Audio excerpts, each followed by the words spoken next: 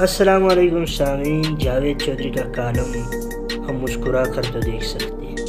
یہ تیسری دکان تھی۔ سیلز مین پھر رہے تھے، مالک کاؤنٹر پر بیٹھا اخبار پڑھ رہا تھا۔ میں نے عادتاً ان کی طرف مسکرا کر دیکھا اور خوش دلی سے مطلوبہ چیزوں کے بارے میں پوچھنے لگا۔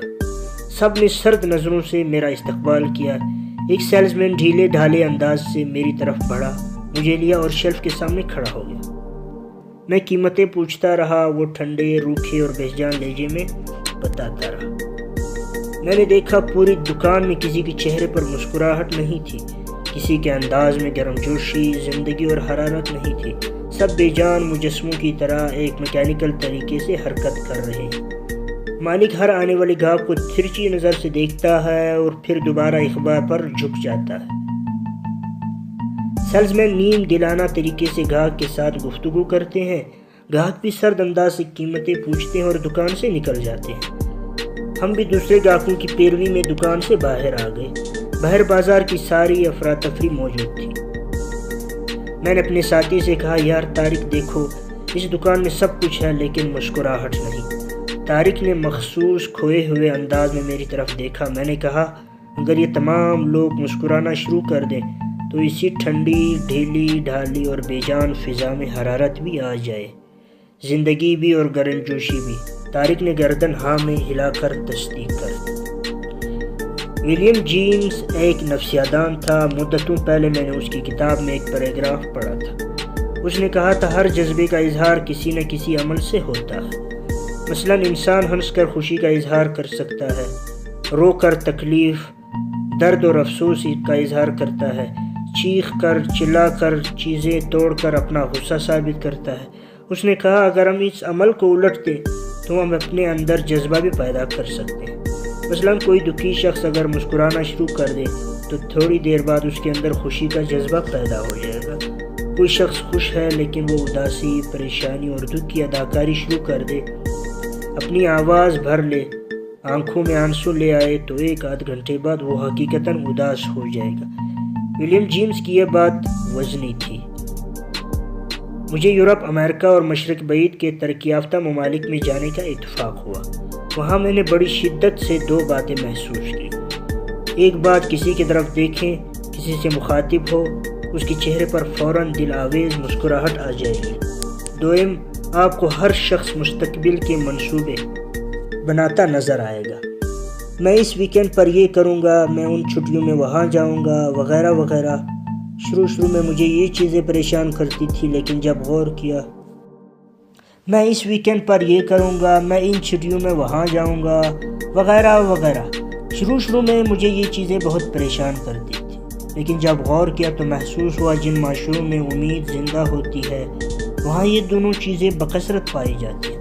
مزید غور کیا تو معلوم ہوا مسکراہٹ اور امید دونوں ایک ہی کھوک سے جنم لیتی ہے۔ جن معاشروں میں لوگ مسکرانا بھول جاتے ہیں وہاں سے امید بھی رخصت ہو جاتی ہے، اور جہاں امید نہیں ہوتی وہاں لوگوں کے چہروں پر مسکراہٹ بھی نہیں ہوتی۔ انسانی چہرے پر ایسے دو سبز زاویے ہوتے ہیں جن کی مدد سے انسانی تاثرات بدلتے رہتے ہیں۔ وہ خوش ہے تو اس خوشی کا اظہار اس کے چہرے سے ہوتا ہے، وہ اداس ہے، غمگین ہے، غصے سے میں ہے یا تکلیف کی حالت میں ہے تو اس کا اظہار بھی وہ چہرے کے تاثرات سے کرے گا۔ یہ تاثرات چہرے کی یہ دو سب زاویے پیدا کرتے ہیں۔ ہر احساس، ہر تاثر کے لیے زاویوں کا ایک مخصوص کمبینیشن ہوتا ہے۔ احساسات تبدیل ہونے سے یہ کمبینیشن بدل جاتا ہے اور اس کمبینیشن سے تاثرات میں تبدیلی آتی ہے۔ جن لوگوں کے چہرے پر طویل عرصے تک ایک ہی کیفیت رہتی ہے ان کے چہروں کے دوسرے زاویے مرنا شروع ہو جاتے ہیں اور بعد ازاں وہ لوگ اپنے تاثرات تبدیل کرنے کی صلاحیت کھو بیٹھتے ہیں۔ آپ اکثر ایسے لوگوں کو دیکھتے ہیں جن کے چہروں پر ہر وقت غصے کی لکیریں رہتی ہیں، چہرے کے عضلات تنے اور آنکھیں چڑھی ہوتی ہے۔ آپ ذرا غور کریں، کیا یہ لوگ 24 گھنٹے غصے کی حالت میں رہتے ہیں؟ یقیناً نہیں۔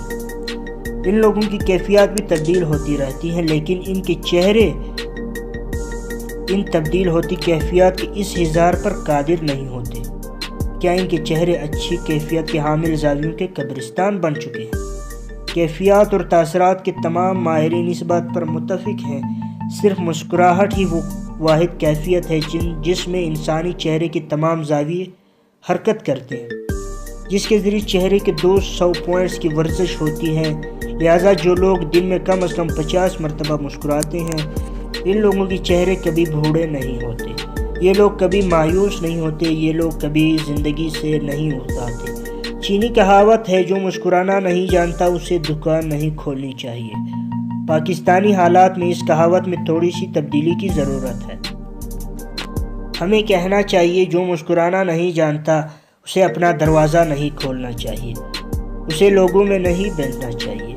ہم لوگوں کا مقدر نہیں بدل سکتے، بیماروں کو شفا نہیں دے سکتے، غریبوں کو امیر نہیں بنا سکتے اور بھوکوں کو رزق نہیں دے سکتے، لیکن ہم ان بھوکوں، ان غریبوں، ان بیماروں اور زندگی کے ان ماروں کو مسکراہٹ تو دے سکتے ہیں، اپنے دروازے پر کھڑے لوگوں کو ہنس کر تو دیکھ سکتے ہیں، لیکن شاید ہمارے پاس مسکراہٹ بھی نہیں بچی۔